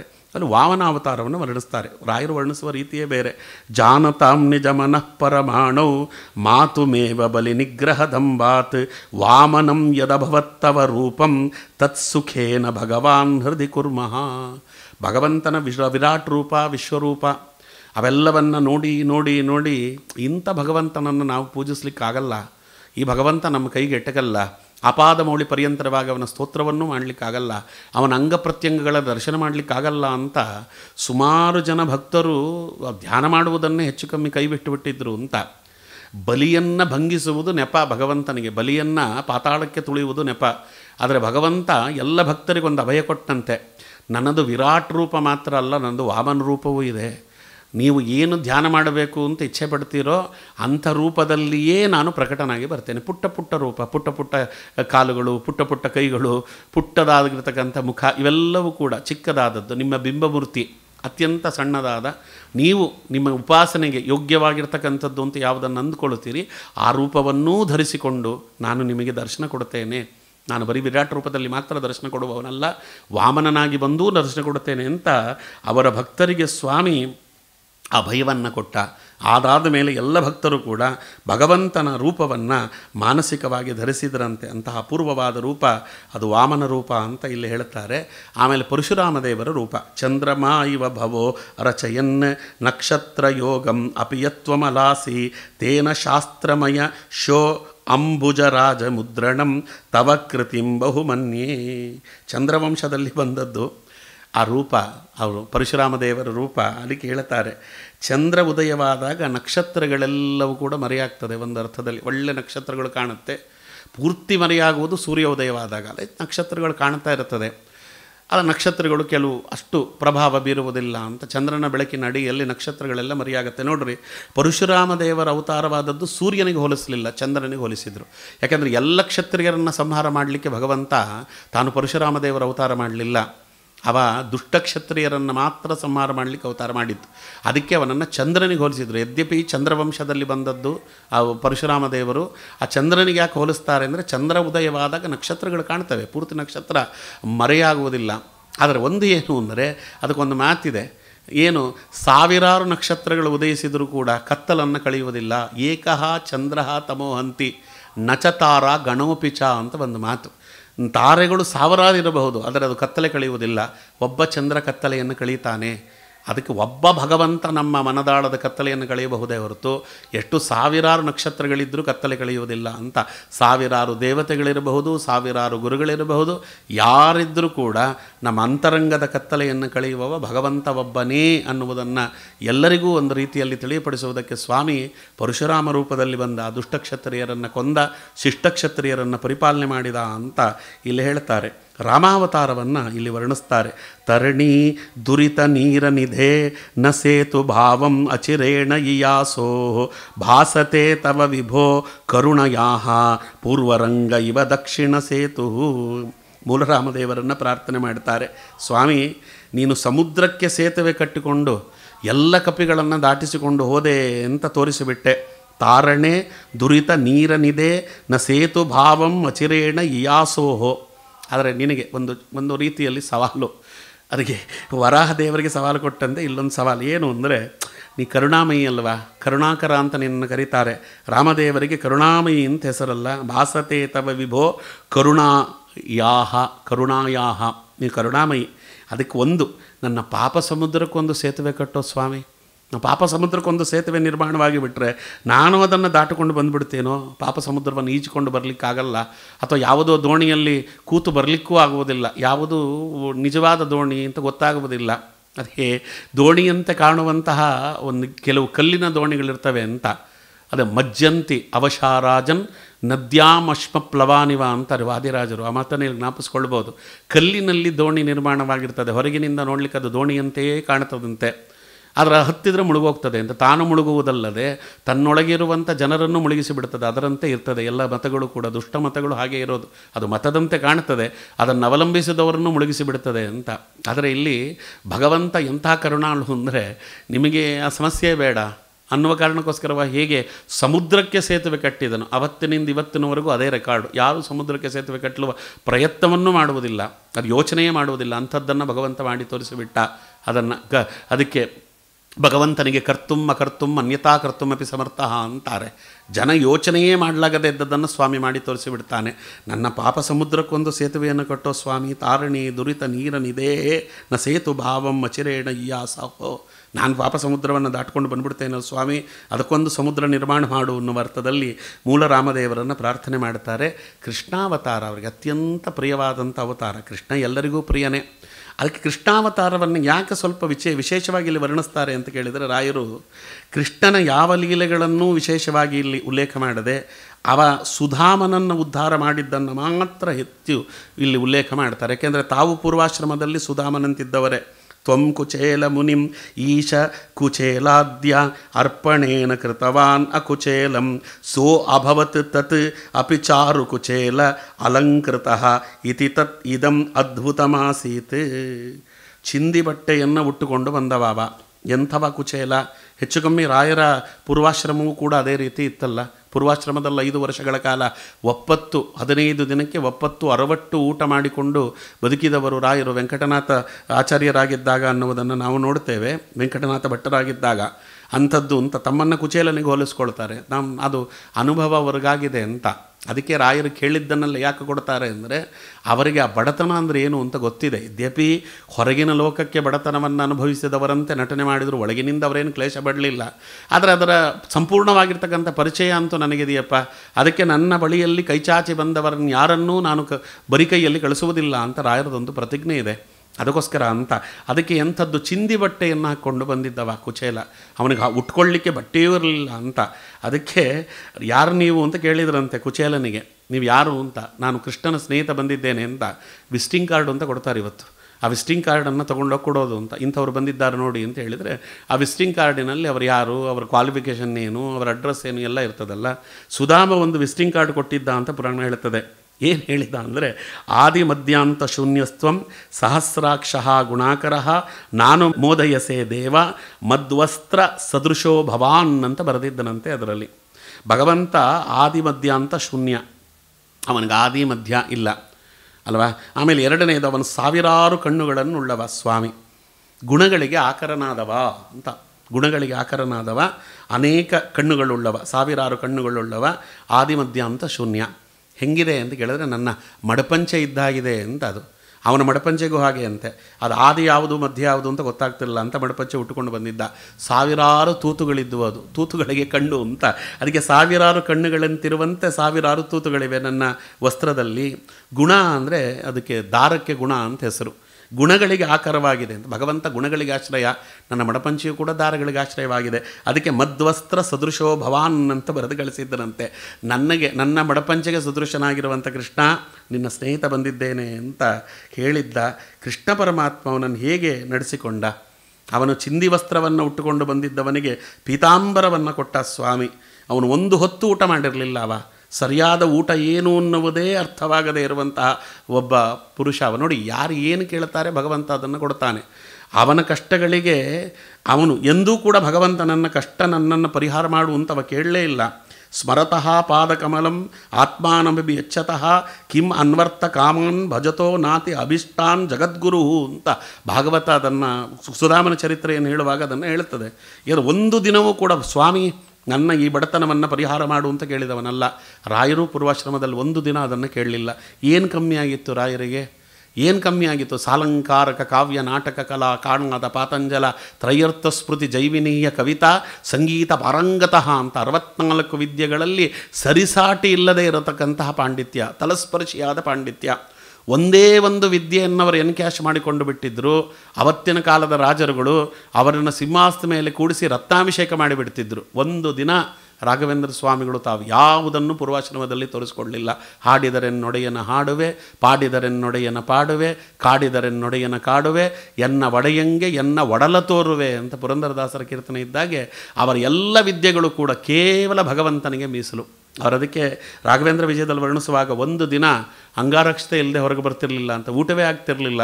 ಅಂಗಾರಕ್ಷತೆ ಇಲ್ಲದೆ ಹೊರಗೆ ಬರ್ತಿರ್ಲಿಲ್ವಂತೆ ರಾಯರು. ಯಾಕೆಂದರೆ ಇವ್ರಿಗೆ ಅಂಗಾರಕ್ಷತೆ ಇಲ್ಲ ಅಂದರೆ ಯಾರು ಊಟ ಆಗಿಲ್ಲ ಅಂತ ಹೇಳೋದು ಊಟಕ್ಕೆ ಕರೆದು ಬಿಟ್ಟರೆ ಮನೆಗೆ. ಹಾಗೆ ಮಾಡಬಾರದು. ಭಗವಂತ ನಮಗೇನು ಕೊಟ್ಟಿದ್ದಾನೋ ಅನುಭವಿಸೋಣ. ಎಲ್ಲವೂ ದೇವರು ಕೊಟ್ಟಿದ್ದೆ ಅಲ್ವಾ. ತೇನ ತ್ಯಕ್ತೇನ ಭುಂಜೀತ ಮಾಗೃದಕ್ಕಸ್ಯ ಸಿದ್ಧನಂ ಈಶಾವಾಸ್ಯೋಪನಿಷತ್ತಿಗೆ ಖಂಡಾರ್ಥ ಬರೆದವರು ರಾಯರು. ಇದನ್ನು ಚೆನ್ನಾಗಿ ಪೂರ್ವಾಶ್ರಮದಲ್ಲಿ ಅನುಭವಿಸಿದ್ರಲ್ಲ. ಭಗವಂತನಿಂದ ಕೊಡಲ್ಪಟ್ಟದ್ದು ಏನಾದರೂ ಅದು ಅಮೃತವೇ. ಭಗವಂತ ಏನು ಕೊಟ್ಟರು ಅದನ್ನು ಅನುಭವಿಸೋಣ ಅಂತ ಹಾಗಿದ್ದವರು ಅವರಲ್ವ. ಅದಕ್ಕೆ ಸುಧಾಮನ ರೀತಿಯಲ್ಲಿ ತಾವಿದ್ದರು ಅಂತ ಸುಧಾಮನಿಗೋಸ್ಕರವಾಗಿ ಅವರು ಒಂದು ಕೃಷ್ಣಾವತಾರದ ಶ್ಲೋಕವನ್ನೇ ಅಲ್ಲಿ ಮೀಸಲಿಟ್ಟು ಬಿಡ್ತಾರೆ. ಅದಕ್ಕೆ ಅವಳು ಹೇಳಿದ್ದು, ಅವನ ಹೆಂಡತಿ ಕ್ಷುತ್ಕ್ಯಾಮ, ಒಂದು ಸತಿ ಕೃಷ್ಣನನ್ನು ಕಂಡು ಬನ್ನಿರಿ, ನಿಮ್ಮ ಸ್ನೇಹಿತ ಅಂತ ಹೇಳ್ತೀರಿ ಅಂತ. ಅವ ಒಳ್ಳೆ ಕಾಲದಲ್ಲಿ ಸ್ನೇಹಿತರನ್ನು ನೋಡಬೇಕು ಪತ್ನಿ ಅವಳ ಹೆಂಡತಿಗೆ ಹೇಳ್ತಾಳೆ ಭಾರಿಗೆ. ಒಳ್ಳೆ ಕಾಲದಲ್ಲಿ ಮಾತ್ರ ಸ್ನೇಹಿತರನ್ನು ಬಾಂಧವರನ್ನು ನೋಡಬೇಕು, ಕೆಟ್ಟ ಕಾಲದಲ್ಲಿ ಅವರ ಬಳಿಗೆ ಹೋಗಬಾರದು, ಹೋದರೆ ಇನ್ನಷ್ಟು ಅವಮಾನಕ್ಕೆ ತುತ್ತಾಗ್ತೇವೆ ಅಂತ. ಆದರೆ ಕೃಷ್ಣ ಅಲ್ವ ಅವ ನಿಷ್ಕಿಂಚನ ಜನಪ್ರಿಯ ಅಂತ ಕರೆಯಲ್ಪಡುವವ. ಆದ್ದರಿಂದ ಬಡವರ ಬಂಧು ಅಂತ ಕರೀತಾರೆ ಕೃಷ್ಣನನ್ನು. ಪರವಾಗಿಲ್ಲ, ಒಮ್ಮೆ ನೋಡಿ, ನೀವೇನು ಅವನ ಹತ್ರ ಬೇಡಿ ಅಂತ ಕೇಳ್ತಾ ಇಲ್ಲ, ಒಂದು ಸತಿ ಅವನ ದರ್ಶನ ಮಾಡಿಕೊಂಡು ಬನ್ನಿರಿ, ಅವನ ದರ್ಶನದಿಂದಲೇ ನಮ್ಮ ಈ ದಾರಿದ್ರ್ಯವೆಲ್ಲವೂ ಕೂಡ ಹೋಗಬಹುದು ಅಂತ ಅವಳು ಹೇಳಿದ್ಲು ಅಂತ ಅವನಲ್ಲಿಗೆ ಹೋದ. ಅದಕ್ಕೆ ಅವನೇನು ಅಂತ ಕೇಳಿದ, ಉತ್ತಮ ಶ್ಲೋಕ ದರ್ಶನಂ ಅಂತ. ನನಗೆ ಬೇರೆ ಆಗ್ತದೋ ಬಿಡ್ತದೋ ಏನು, ನನಗೆ ಅಯಂ ಹಿ ಪರಮೋ ಲಾಭ ಉತ್ತಮ ಶ್ಲೋಕ ದರ್ಶನಂ, ನನಗೆ ಕೃಷ್ಣ ಪರಮಾತ್ಮನ ದರ್ಶನ ಆಗತ್ತಲ್ಲ ಅಷ್ಟು ಸಾಕು ಅಂತ ಸ್ವಾಮಿ ಹೋಗಿದ್ದವ. ಕೃಷ್ಣ ಪರಮಾತ್ಮ ಅವನನ್ನು ಹೇಗೆ ನಡೆಸಿಕೊಂಡ, ಓಡು ಬಂದ, ಬಾಚಿ ಬಿಗಿದಪ್ಪಿದ, ಕೈ ಹಿಡಿದುಕೊಂಡು ಕರ್ಕೊಂಡು ಹೋದ, ತಾನೇ ಕೂಡಿಸಿದ, ಬಚ್ಚಲ ಮನೆಯಲ್ಲಿ ತಾನು ಕೂಡಿಸಿ ಅಭ್ಯಂಜನ ಸ್ನಾನ ಮಾಡಿಸಿದಂತೆ. ಎಷ್ಟು ದಿನ ಆಗೋಯ್ತೋ ಕುಚೇಲ ನಿನ್ನನ್ನು ನೋಡಿ, ಒಂದಿನವೂ ಕೃಷ್ಣನಿಗೆ ಜ್ಞಾಪಕ ಬರಲಿಲ್ವಾ, ನಿನಗೆ ಎಷ್ಟು ದಿನ ಆದಮೇಲೆ ಬಂದಿದೆಯಲ್ಲೋ ಅಂತ ತಾನು ಅವನಿಗೆ ಸ್ನಾನ ಮಾಡಿಸಿದಂತೆ ಸ್ವಾಮಿ. ಅವನಿಗೆ ಮೈ ತಿಕ್ಕಿದ, ಅವನನ್ನು ಕುಳ್ಳಿರಿಸಿದ, ಪಿತಾಂಬರ ವಸ್ತ್ರವನ್ನು ಕೊಟ್ಟ, ಅವನಿಗೆ ಎಲೆ ಮುಂದೆ ಕೂಡಿಸಿ ಎಷ್ಟು ಭಕ್ಷ್ಯಗಳನ್ನು ಬಡಿಸಿದ್ದ ಸ್ವಾಮಿ ಅಂತ ಕೇಳಿದರೆ ಅವ ಜೀವಮಾನದಲ್ಲಿ ನೋಡೇ ಇಲ್ಲ ಅಷ್ಟು ಭಕ್ಷ್ಯಗಳನ್ನು. ಅವನನ್ನು ತಿನ್ನೋ ಅಂತಾನೆ ಸ್ವಾಮಿ. ತಿನ್ನಲಿಕ್ಕೆ ಅಂತ ಕೈ ಹಾಕ್ತಾನೆ, ಮಕ್ಕಳಿಗೆ ಜ್ಞಾಪಕ ಬರ್ತದೆ, ಮನೆ ತುಂಬ ಮಕ್ಕಳಿದ್ದಾರೆ, ಹಸಿದ ಹೆಂಡತಿ ಇದ್ದಾಳೆ, ಅವರನ್ನು ಬಿಟ್ಟು ನಾನು ಇಲ್ಲಿ ಊಟ ಮಾಡೋದಾ, ನಾನೊಬ್ಬ ಇಲ್ಲಿ ಊಟ ಮಾಡಿದರೆ ಅವರಿಗೆ ಊಟ ಹಾಕದೇ ಊಟ ಮಾಡಿದ ಪಾಪ ಬರುವುದಿಲ್ವಾ ಅಂತ ಯೋಚನೆ ಮಾಡ್ತಾನೆ. ಅವನಿಗೆ ಆ ಕ್ಷಣಕ್ಕೆ ಮರೆತೋಯ್ತಂತೆ, ನನಗೇ ಇಷ್ಟು ಭಕ್ಷ್ಯಭೋಜ್ಯಾದಿಗಳನ್ನು ಕೊಟ್ಟಿರುವ ನಮ್ಮಪ್ಪ ಅವ್ರಿಗೆ ಊಟ ಕೊಟ್ಟಿರೋದಿಲ್ವಾ ಅನ್ನೋದು ಮರೆತು ಬಿಟ್ಟ. ತಿರ್ಲಿಕ್ಕೆ ಹಿಂದೆ ಮುಂದೆ ನೋಡಿದಾಗ ಭಗವಂತ ತಾನೇ ಕಲಿಸಿ ಅವನ ಬಾಯಿಗಿಟ್ಟನಂತೆ ಸ್ವಾಮಿ. ತಿನ್ನೋ ಅಂತ ಪಸಿವರಿತು ತಾಯಿ ತನ್ನ ಶಿಶುವಿಗೆ ಒಸೆದು ಮಲೆ ಕೊಡುವಂತೆ, ನೀ ಪೋಷಿಸದೆ ಬೇರಿನ್ನಾರು ಪೋಷಕರಾಗಿ ಸಲಹುವರು, ಬಸಿರೊಳಗೆ ಬ್ರಹ್ಮಾಂಡ ಕೋಟಿಯ ಪಸರಿಸಿದ ಪರಮಾತ್ಮ ನೀನೆಂದು ಉಸುರುತ್ತಿದೆ ವೇದಗಳು, ರಕ್ಷಿಸೋ ನಮ್ಮ ನನವರತ ಅಂತ ಕನಕದಾಸರು ಹೇಳಿದಾಗೆ ಅವ ಭಗವಂತ ತಾನೇ ತಿನ್ನಿಸಿದ, ಅವನಿಗೆ ಕೂಡಿಸಿ ತಿನ್ನಿಸಿದ, ಅವನ ಹತ್ರ ಮಾತು ಆಡಿದ, ಎಲ್ಲ ಆಯಿತು. ಇನ್ನು ಹೋಗುವಾಗ ಅವನು ಹೋಗಿ ಬರ್ತೇನೆ ಕೃಷ್ಣ ಅಂದ, ಹೋಗಬಾ ಅಂದ, ನಿರ್ಲಿಪ್ತತೆ, ಹೋಗಿ ಬರ್ತೇನೆ ಕೃಷ್ಣ ಅಂತ. ಯಾಕೆಂದರೆ ಅವನು ಕೇಳಿದ್ನಂತೆ, ಹೇಗಿದೆಯೋ ಸುಧಾಮ, ಚೆನ್ನಾಗಿದೆಯೇನೋ. ಸುಧಾಮ ಇಂಥವನ ಮುಂದೆ ಏನು ಕಷ್ಟ ಹೇಳ್ಕೊಳ್ಳೋದು ಅಂತ, ಚೆನ್ನಾಗಿದ್ದೇನೆ ಅಂತ ಹೇಳಿಬಿಟ್ಟ. ಅದಕ್ಕೆ ಕೃಷ್ಣ ಅವನನ್ನು ಪರೀಕ್ಷೆ ಮಾಡಲಿಕ್ಕೆ ಹೇಳಿದಂತೆ, ನೋಡೋ ಸುಧಾಮ, ಇಷ್ಟು ಜನ ನನ್ನನ್ನು ನೋಡಲಿಕ್ಕೆ ಬಂದರು, ಯಾರೂ ಕೂಡ ನಾವು ಚೆನ್ನಾಗಿದ್ದೇನೆ ಅಂತ ಹೇಳಿದವರಲ್ಲ, ಪ್ರತಿಯೊಬ್ಬರು ಕಷ್ಟ ಹೇಳ್ಕೊಳ್ಳಿಕ್ಕೆ ಬಂದರು, ಎಲ್ಲರ ಕಷ್ಟ ಕೊಡ್ತಿದ್ರು. ಆದ್ದರಿಂದ ನನ್ನ ಕಷ್ಟ ಇನ್ನೊಬ್ಬರ ಹತ್ರ ಹೇಳಲಿಕ್ಕಾಗಲಿಲ್ಲ ಸುಧಾಮ, ನೀನು ಚೆನ್ನಾಗಿದ್ದೇನೆ ಹುಷಾರಾಗಿದ್ದೇನೆ ಅಂತ ಹೇಳ್ತಿದ್ದೆ, ಅದರಿಂದ ನನ್ನ ಕಷ್ಟ ನಿನ್ನ ಹತ್ರ ಹೇಳ್ತೇನೆ ಕೇಳು ಅಂತ ಸ್ವಾಮಿ ನಾಟಕ ಆಡಿಬಿಟ್ಟ. ನನಗೆಂಥ ಕಷ್ಟ ಇದೆ ನೋಡು, 16,108 ಜನರನ್ನು ಸಂಭಾಳಿಸುವ ಜವಾಬ್ದಾರಿ ನನಗಿದೆ, ನಾನೇನು ರಾಜ ಅಲ್ಲ. ಏನು ರಾಜ ಕೊಡ್ತಾನೆ, ಉಗ್ರಸೇನ ಮಹಾರಾಜ, ಅದರಲ್ಲಿ 16,108 ಜನ ಹೆಂಡತಿಯರು, ಒಬ್ಬೊಬ್ಬರಿಗೆ 11 ಜನ ಮಕ್ಕಳು, ಅಷ್ಟು ಜನರ ಹೊಟ್ಟೆ ತುಂಬಿಸಬೇಕು. ಜೊತೆಗೆ ನನ್ನನ್ನು ನೋಡಲಿಕ್ಕೆ ಅಂತ ಬರುವ ಸಾವಿರಾರು ಜನ, ಕೋಟ್ಯಾಂತರ ಜನ ಇದ್ದಾರೆ, ಅವರಿಗೆಲ್ಲರಿಗೂ ಹೊಟ್ಟೆ ತುಂಬಿಸಬೇಕು. ಇವೆಲ್ಲವನ್ನು ಮಾಡಿ ನಂಗೆ ಉಳಿದ್ರೆ ಏನಾದ್ರು ಒಂಚೂರು ತಿನ್ನೋದು, ಇಲ್ಲ ಅಂದರೆ ನನಗೂ ಉಪವಾಸಪ್ಪ, ನಿನ್ನ ಸ್ಥಿತಿಗೂ ನನ್ನ ಸ್ಥಿತಿಗೂ ಏನಂತ ವ್ಯತ್ಯಾಸ ಏನಿಲ್ಲ ಅನ್ನೋ ರೀತಿಯಲ್ಲಿ ಕೃಷ್ಣ ನಾಟಕ ಆಡಿಬಿಟ್ಟಂತೆ. ಅವನು ನೋಡಿದ, ಇವನೇ ಇಷ್ಟು ಕಷ್ಟ ಹೇಳ್ಕೊತಿದ್ದಾನೆ, ಇವನ ಹತ್ರ ನನ್ನ ಕಷ್ಟ ಏನು ಹೇಳ್ಕೊಳ್ಳೋದು ಅಂತ ಸುಮ್ಮನಾಗಿಬಿಟ್ಟ. ಅದಕ್ಕೆ ಕೃಷ್ಣ ಹೇಳಿದ, ಬರುವಾಗ ಬರೀ ಕೈಯಲ್ಲಿ ಬಂದಿರಲಿಕ್ಕಿಲ್ಲ ನೀನು, ನನ್ನ ಅತ್ತಿಗೆ ನಿನಗೇನು ಕಳಿಸಿದ್ದಾಳೆ ಕೊಡಿಲ್ಲಿ ಅಂತ ಅವನು ಮರೆಮಾಚ್ತಿದ್ದಾನೆ. ಯಾಕೆಂದರೆ ಅವನು ಷಡ್ರಸೋಪೇತವಾದ ಭೋಜನವನ್ನು ನೋಡಿಬಿಟ್ಟ. ಒಣಗಿದ ಅವಲಕ್ಕಿಯನ್ನು ತಂದಿದ್ದಾನೆ, ಹೇಗೆ ಕೊಡೋದು ಅಂತ ಹಿಂದೆ ಮುಂದೆ ನೋಡ್ತಿದ್ರೆ ಕೃಷ್ಣ ತಾನೇ ಕೈ ಹಾಕಿ ಅವನ ಕಂಕಳಲ್ಲಿರುವಂಥ ಆ ಅವಲಕ್ಕಿಯನ್ನು ತೆಗೆದುಕೊಂಡ. ಸ್ವಾಮಿ ಭಕ್ತವತ್ಸಲ ಅದನ್ನು ಬಿಚ್ಚಿದ, 2 ಮುಷ್ಟಿಯನ್ನು ತಾನೂ ತಿಂದು ತನ್ನ ಎಲ್ಲ ಪತ್ನಿಯರಿಗೂ ಅದನ್ನು ತಿನ್ನಿಸಿಬಿಟ್ಟನಂತೆ. ಹಾಗಾಗಿ ಅವನ 3 ವ್ಯಾಧಿಗಳನ್ನು ಭಗವಂತ ಪರಿಹಾರ ಮಾಡಿಬಿಟ್ಟ. ಅಧಿಭೌತಿಕ, ಅಧಿದೈವಿಕ, ಆಧ್ಯಾತ್ಮಿಕ 3 ವಿಧವಾಗಿರ್ತಕ್ಕಂಥ ತಾಪವನ್ನು ಪರಿಹಾರ ಮಾಡಿದ. ಅವನನ್ನು ಯಾರು ಸುಧಾಮ ಕುಚೇಲ ಅಂತ ಕರೀತಿದ್ದರಲ್ಲ, ಅವನಿಗೆ ಸುಧಾಮಪುರಿ ಅಂತಲೇ ಒಂದು ಅಪೂರ್ವವಾಗಿರ್ತಕ್ಕಂಥ ನಗರವನ್ನು ನಿರ್ಮಾಣ ಮಾಡಿಕೊಟ್ಟು ಅವನಿಗೆ ಭಗವಂತ ಅಪೂರ್ವವಾದ ಅನುಗ್ರಹ ಮಾಡಿದ. ಇದನ್ನು ನಾವು ನೋಡ್ತೇವೆ ನೋಡಿ. ಸುಧಾಮ ವಾಪಸ್ಸು ಬರುವಾಗ ಸ್ವಾಮಿ ಹೇಳ್ದ, ಬಿಚ್ಚಿಟ್ಟು ಹೋಗೋ ಸುಧಾಮ, ಏನೋ ನಾನು ಪೀತಾಂಬರ ಕೊಟ್ಟೆ ಅಂತ ಹಂಗೆ ಉಟ್ಕೊಂಡು ಹೋಗ್ತಿದೆಯಲ್ಲೋ, ಬೇರೆ ಬಂದವ್ರಿಗೆ ಕೊಡೋದಕ್ಕಿಲ್ವೋ, ಬಂದವರಿಗೆ ಕೊಡಲಿಕ್ಕೆ ಅಂತದನ್ನು ಇಟ್ಟಿದ್ದೇನೆ ಅಂತಾನೆ. ಗೊತ್ತಾಗಲಿಲ್ಲ ಸ್ವಾಮಿ, ನಾನು ತೊಗೊಂಡು ಹೋಗಿಬಿಡ್ತಿದ್ದೆ ಗೊತ್ತಿಲ್ಲದೆ ಹೋಗಿದ್ರೆ ಅಂತ ಹೇಳಿ ಅವ ಮುಚ್ಚಿಟ್ಟನಂತೆ. ಅದಕ್ಕೆ ಅವನೇ ಹೇಳಿದನಂತೆ, ಬರುವಾಗ ಹೇಗೆ ಬಂದಿರ್ತೇವೆ, ಹೋಗುವಾಗ ಹಾಗೇ ಹೋಗಬೇಕು. ಏನು ಭಗವಂತ ಕೊಟ್ಟಿದ್ದಾನೆ ಅಷ್ಟನ್ನಿಲ್ಲೇ ಅನುಭವಿಸಿಕೊಂಡು ನಾವು ಹಾಗೆ ಹೋಗಬೇಕು, ಬರೀ ಕೈಯಿಂದ ಹೋಗಬೇಕು. ಅದನ್ನು ಸ್ವಾಮಿ ನನಗೆ ತಿಳಿಸಿದ ಅಂತ ಹೇಳಿ ತಾನು ತಂದಿದ್ದ ಹರಕು ಬಟ್ಟೆಯನ್ನೇ ಉಟ್ಟುಕೊಂಡು ವಾಪಸ್ಸು ಬಂದ. ವಾಪಸ್ಸು ಬರುವಾಗ ಅವನಿಗೋಸ್ಕರವಾಗಿ ಸುಧಾಮ ನಗರಿ ನಿರ್ಮಾಣವಾಗಿತ್ತು. ಅವನ ಹೆಂಡತಿ ಮೈ ಮೇಲೆಲ್ಲ ಆಭರಣಗಳನ್ನು ಹೇರಿಕೊಂಡು ಹೊರಗಡೆ ಬಂದಳು. ಅವಾಗ ಅವನು ಹೇಳ್ದ, ಎಲ್ಲವನ್ನ ಬಿಚ್ಚಿಡು, ಅವಳಿಗೆ ಕ್ಷಾಮ ಅಂತ ಅವಳ ಹೆಸರು, ಎಲ್ಲವನ್ನ ಬಿಚ್ಚಿಡು, ಯಾಕೆ ಕೃಷ್ಣನೂ ನನಗೆಲ್ಲವನ್ನು ಕೊಟ್ಟಿದ್ದ ಕಣೆ, ಅದ್ರ ಹೋಗುವಾಗ ಬಿಚ್ಚಿಟ್ಟು ಹೋಗು ಅಂದ. ನಾನು ಗಂಡಸು ತಡ್ಕೊಂಡು ಬಿಡ್ತೇನೆ, ಆದರೆ ನೀ ಹೆಣ್ಣು ಅದನ್ನು ತಡ್ಕೊಳ್ಳಿಕ್ಕಾಗಲ್ಲ.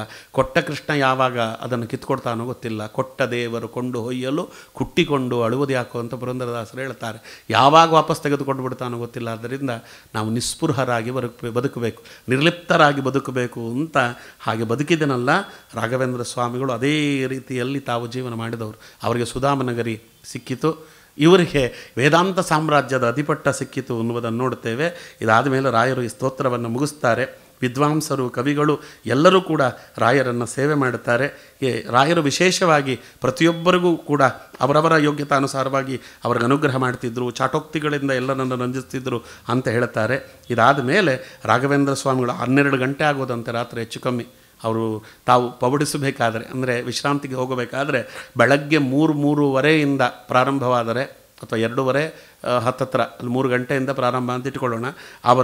ಅವರ ದಿನಚರಿ ರಾತ್ರಿ 12ವರೆಗೂ ಕೂಡ 12:30ವರೆಗೂ ಅವ್ಯಾಹತವಾಗಿ ನಡೀತಿತ್ತು. ಅಂತಹ ಅಪೂರ್ವವಾಗಿರ್ತಕ್ಕಂಥ ದಿನಚರಿಯನ್ನು ಹೊಂದಿದವರು ರಾಘವೇಂದ್ರ ಸ್ವಾಮಿಗಳು ಅಂತ ಅದನ್ನು ಕಣ್ಣಾರೆ ಕಂಡು ಅದನ್ನು ಸ್ತೋತ್ರ ಮಾಡಿ ಒಂದು ಪ್ರಾರ್ಥನೆಯೊಂದಿಗೆ ಅದನ್ನು ಮುಗಿಸಿಬಿಡ್ತಾರೆ. ಶ್ರಿಯಃ ಪತಿ ಶ್ರೀಮತಿ ಶಾಸಿತುಂ ಜಗತ್ ನಿಪೀಯ ಯಸ್ಯ ಕ್ಷಿತಿರಕ್ಷಿಣ ಕಲಾ ಶ್ರಿಯಃ ಕರುಣಾಂ ಅಧಿಪಸ್ಯ ಪಾಲಿನೀಹಿ ಶ್ರಿಯ ಸದತ್ತಾಂ ಇಹತೆ ಪುರೇ ಸ್ಥಿತಃ. ಲೋಕವನ್ನು ನೇಮಿಸಲು ಕುರುರಾಜನಾಗಿರ್ತಕ್ಕಂಥ ದುರ್ಯೋಧನನ ಸಂಪತ್ತನ್ನು ಕಸಿದು ಯಾರು ಯೋಗ್ಯರಾಗಿದ್ದರೂ ಅಂತಹ ಧರ್ಮರಾಜನ ಬಳಿಗೆ ಆ ಸಂಪತ್ತನ್ನು ಕೊಟ್ಟು ಜಗತ್ತನ್ನು ಧಾರ್ಮಿಕವನ್ನಾಗಿ ಮಾಡಿದಂತಹ ಕೃಷ್ಣ ಪರಮಾತ್ಮ, ರಾವಣನನ್ನು ಸಂಹಾರ ಮಾಡಿ ಜಗತ್ತಿನಲ್ಲೇ ಧರ್ಮ ಸಂಸ್ಥಾಪನೆ ಮಾಡಿದಂತಹ ರಾಮದೇವರೇ, ನೀವು ಯಾರ್ಯಾರು ನಿಮ್ಮನ್ನು ಪ್ರಾರ್ಥನೆ ಮಾಡುತ್ತಾರೆ, ನಿಮ್ಮನ್ನು ಯಾರು ಆಶ್ರಯಿಸ್ತಾರೆ, ಅವರಲ್ಲಿ ಲಕ್ಷ್ಮೀ ನಿವಾಸ ಉಂಟಾಗುವಂತೆ ಮಾಡುತ್ತೀರಿ. ಅಂತಹ ಅನುಗ್ರಹವನ್ನು ರಾಘವೇಂದ್ರ ಸ್ವಾಮಿಗಳ ಸ್ತೋತ್ರ ಮಾಡಿದವರಿಗೂ, ಯಾರು ಈ ರಾಯರ ದಿನಚರಿಯನ್ನು ಪೂರ್ತಿಯಾಗಿ ಪಾರಾಯಣ ಮಾಡುತ್ತಾರೆ, ಅದನ್ನು ತಾವು ಅಳವಡಿಸ್ಕೊಳ್ಳಿಕ್ಕೆ ತಮ್ಮ ಯೋಗ್ಯತಾನುಸಾರವಾಗಿ ಕಿಂಚಿತ್ ಪ್ರಯತ್ನ ಪಡ್ತಾರೆ, ಭಕ್ತಿಯಿಂದ ಅದನ್ನು ಧ್ಯಾನಿಸ್ತಾರೆ, ಅಂಥವರಿಗೂ ಕೂಡ ಕೊಡ್ತಾನೆ ಸ್ವಾಮಿ ಅಂತ ಆ ಪ್ರಾರ್ಥನೆಯೊಂದಿಗೆ ಅವರ ಈ ದಿನಚರಿಯನ್ನು ಅವರು ಮುಗಿಸ್ತಾರೆ. ಅಂತಹ ಅಪೂರ್ವವಾಗಿರ್ತಕ್ಕಂಥ ರಾಘವೇಂದ್ರ ಸ್ವಾಮಿಗಳ ದಿನಚರಿ ನೋಡಿ, ಒಂದು ಕ್ಷಣ ಅವರಿಗೆ ಪುರುಸೊತ್ತು ಅನ್ನುವುದು ಮಧ್ಯದಲ್ಲಿಲ್ಲ. ಸುಮಾರು 2:30 ಬೆಳಗಿನ ಜಾವ ಪ್ರಾರಂಭವಾದಂಥ ಅವರ ದಿನಚರಿ ರಾತ್ರಿ 12 ಗಂಟೆವರೆಗೂ ಕೂಡ ಅವ್ಯಾಹತವಾಗಿ ನಡೀತಿತ್ತು. ಅಂದರೆ ರಾಘವೇಂದ್ರ ಸ್ವಾಮಿಗಳ ಮಹಿಮೆ ಏನು ಅನ್ನುವುದನ್ನು ನಾವು ನೋಡಬಹುದು. ಬೇರೆ ಎಲ್ಲ ಮಹಿಮೆಗಳು ಕೂಡ ಹೆಚ್ಚು ಕಮ್ಮಿ ಪರಿಚಯವಿರ್ತದೆ, ಆದರೆ ಅವರು ಯಾಕೆ ದೊಡ್ಡವರಾದರು, ಅವರು ಯಾಕಷ್ಟು ಮಹಿಮೋಪೇತರಾಗಿರ್ತಕ್ಕಂಥವರಾದರು ಅನ್ನುವುದಕ್ಕೆ ಅವರು ತಾವು ಅಳವಡಿಸಿಕೊಂಡಿದ್ದಂಥ ದಿನಚರಿ ಎನ್ನುವುದು ಸಾಕ್ಷೀಭೂತವಾಗಿತ್ತು ಅನ್ನುವಂತಹ ದಾಖಲೆಯನ್ನು ರಾಘವೇಂದ್ರ ವಿಜಯ ಮಾಡುತ್ತದೆ. ಇಂಥ ದಾಖಲೆಯನ್ನು ನಮಗೆ ದೊರಕಿಸಿಕೊಟ್ಟು ರಾಘವೇಂದ್ರ ಸ್ವಾಮಿಗಳ ದಿನಚರಿಯನ್ನು ನಮಗೂ ಪರಿಚಯ ಮಾಡಿದಂಥ ನಾರಾಯಣಾಚಾರ್ಯರ ಪಾದಾರವಿಂದದಲ್ಲಿ ಅತ್ಯಂತ ವಿನಯಪೂರ್ವಕವಾಗಿ ಪ್ರಣಾಮಗಳನ್ನು ಸಲ್ಲಿಸ್ತಾ ಇವತ್ತಿನ ಉಪನ್ಯಾಸವನ್ನು ಮುಗಿಸ್ತಾ ಇದ್ದೇನೆ. ಸರ್ವೇಂದ್ರ ಪ್ರೇರಕೇನ ಶ್ರೀ ಪ್ರಾಣಪತಿ ನೇರಿತಃ ಯದವೋಚ ಮಹಂತೇನ ಪ್ರಿಯತಾಂ ಕಮಲಾಲಯ. ಶ್ರೀಕೃಷ್ಣಾರ್ಪಣಮಸ್ತು.